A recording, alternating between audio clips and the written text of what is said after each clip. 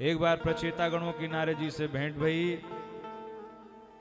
प्रचेतागणों ने पूछा, भगवान कैसे प्रसन्न होते हैं, क्या किया जाए जिससे भगवान जल्दी हमारे ऊपर प्रसन्न हो जाएं। नारद जी ने कहा, जो 3 काम करते हैं उनके ऊपर भगवान जल्दी से प्रसन्न हो जाते हैं। कौन से 3 काम? नारद जी कहते हैं, दयया सर्वभूतेषु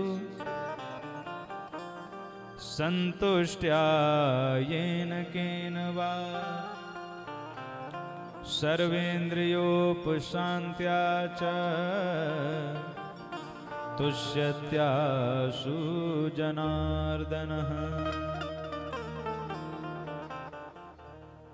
जो 3 काम करते हैं भगवान उनके ऊपर प्रसन्न हो जाते हैं। पहला काम क्या है?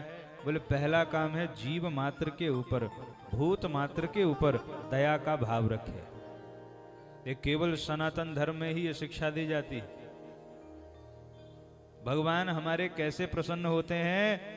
बोले भूत मात्र के प्रति दया का भाव हो। देखो, केवल ये नहीं कहा कि मानव मात्र के प्रति दया का भाव हो, यह भी नहीं कहा कि प्राणी मात्र के प्रति दया का भाव हो, यह कहा कि भूत मात्र के प्रति दया का भाव हो। इसका अर्थ क्या है?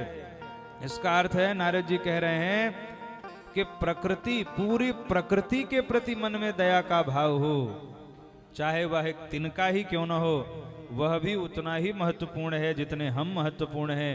क्योंकि हमारे यहाँ कहा जाता है, कण कण में परमात्मा का वास है।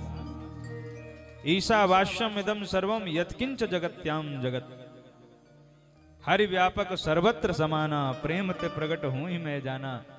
इसलिए केवल जिनमें जीव है उन पर ही दया का भाव नहीं रखना है, वरन पूरे प्रकृति के प्रति दया का भाव अपने मन में रखना है। वृक्षों को नहीं काटना है, नदियों को प्रदूषित नहीं करना है, ये सब परमात्मा का स्वरूप है। सबके प्रति दया का भाव रखो। दया सर्वभूतेषु। और दूसरी बात कितनी सुंदर कह रहे हैं, देखो, हर स्थिति में संतुष्ट रहिए। ये नारद जी कह रहे हैं। अरे नारद जी कौन है? भगवान के अवतार हैं। हम इतनी तेज दौड़ में लगे हुए हैं कि हमें पता ही नहीं कि कहां से रुकना शुरू करना है। अरे भाई, एक ना एक समय तो रुकना भी चाहिए ना, कि दौड़ते ही रहोगे जीवन भर। और रेखा हम नहीं खींच पाते हैं। कहां तक दौड़ना है, कहां से रुकना है, चलना है, और कहां एकदम ठहर जाना है, ये रेखा हम लोग नहीं खींच पाते हैं। कितने वर्ष का जीवन है माताओं, बताइए, जोर से बोलिए। 100। अब तो नहीं लगता कि 100 साल का जीवन रहा। अब कहां 100 वर्ष कोई जो शतायु हो जाते हैं ना, उनकी यशो गाथा गाई जाती है, भैया 100 साल के हो गए। कहीं कहीं सुनने को मिलता है कि 100 साल के हो गए, पर हमारे यहां 100 वर्ष तक सब जीते थे। इसीलिए वेद भगवान कहते हैं, सतम जीवेत।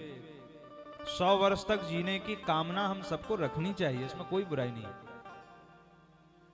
100 वर्ष तक जियो भाई। वेद भगवान कहते हैं कि 100 साल जीना चाहिए, तो 100 साल जीना चाहिए। उसके लिए शरीर को खूब स्वस्थ रखिए। पर पहले तो हम लोग धन कमाने के चक्कर में शरीर का ध्यान नहीं रखते, और फिर जितना धन कमाते हैं वो इसी शरीर के पीछे लगाते चले जाते हैं। इसलिए ये ज्ञान होना बहुत आवश्यक है कि कहां तक दौड़ना है और कहां रिटायरमेंट ले लेनी है। एक सज्जन हमारे पास आए, कहे महाराज हम बड़े परेशान हैं। हमने कहा क्यों परेशान हो? बोले सेकंड जॉब नहीं मिल रही है। हमने कहा धन्य हो। क्या करते थे? बोले सरकारी नौकरी, रिटायरमेंट हो गए। अरे हमने कहा सरकार ने रिटायर कर दिया है, कम से कम अब तो ये मोह माया छोड़ के भगवान के चरणों में लग जाओ भाई। सरकार ने रिटायर कर दिया, अब क्यों संसार में पड़े हो भाई? जब सरकार ने रिटायर कर दिया, अब तो परम सरकार की सेवा में लग जाना चाहिए अगर जीवन को धन्य करना है। पर 60 साल के बाद हम सेकंड जॉब ढूंढने लगते हैं। यही तो तृष्णा है। अरे भाई, इतना तो कमा ही लिया है कि जीवन बीत जाएगा, और खूब प्रेम से बीतेगा। इसलिए एक रेखा खींची अपनी। अब वो रेखा आप जानते हो, हम नहीं जानते। हर व्यक्ति अपनी रेखा जानता है कि उसे कहां खींचना है। वो आप खींच लो, वहां तो खूब तेज दौड़ो, पर जब वह सब कुछ मिल जाए तो फिर उसका उपभोग करो, जीवन में उसका आनंद लीजिए। केवल दौड़ते रहने से कहीं ऐसा ना हो कि एक दिन ऐसा लगे कि हम तो चूक गए।